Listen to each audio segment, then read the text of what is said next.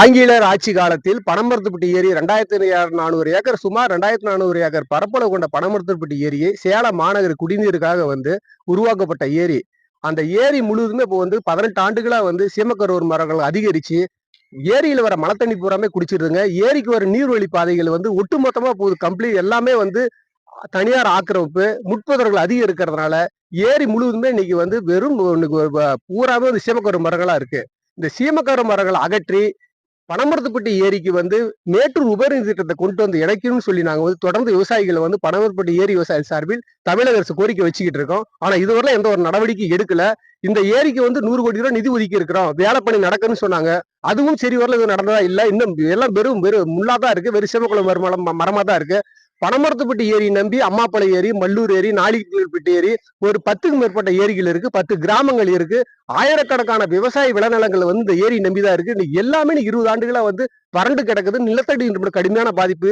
மாண்புமிகு தமிழக முதலமைச்சர் மேட்டூர் உபரிநீர் திட்டத்தை இணைக்குன்னு கேட்டுக்கிறோம். இந்த ஆண்டுகள் மட்டும் மேட்டூர் கட்டுவதிலே வரலாற்று சிறப்புமிக்க 7 முறை உபரிநீர் நம்பி கடல்ல கடந்திருக்கு.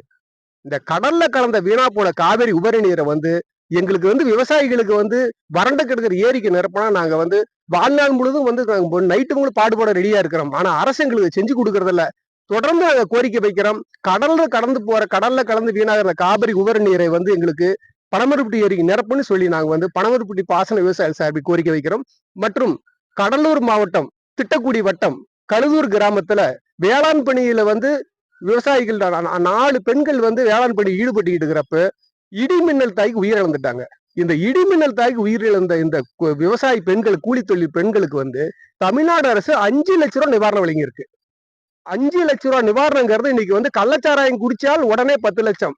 அரசியல் கட்சி தலைவர்களுடைய கூட்டத்துல இன்னைக்கு உயிரிழந்தா 10 லட்சம். ஆனா வேளாண் பணியில பாடுபட்டுக்கிட்ட அந்த விவசாயிக்கு இன்னைக்கு இடிமின்னல் தாக்குறது 5 ரூபாய் நிவாரணம் வழங்கியிருக்கு.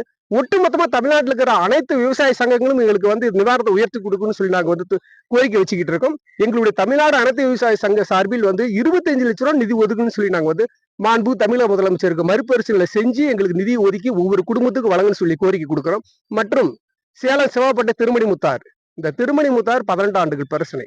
18 ஆண்டுகளா இந்த அணையை உடைச்சு விட்டதுனால மாநகராட்சி பூலாவரி ஏரி, கொட்டனத்தா ஏரிக்கு ஏற்காடு சேர்வார் முறையில உற்பத்தி ஆகிற மழைநீர் வராதனால அந்த 2 ஏரியிலுமே ஊர்க்கழிவும் சாயக்கழிவு இருக்கிறதுனால இன்னைக்கு நிலத்தடி கடுமையான பாதிப்பு. இந்த பாதிப்பை இங்க 18-20 கிலோமீட்டர் தாண்டிக்கிற பனமரத்துப்பட்டியிலே உப்பு தண்ணி மாறி போச்சு.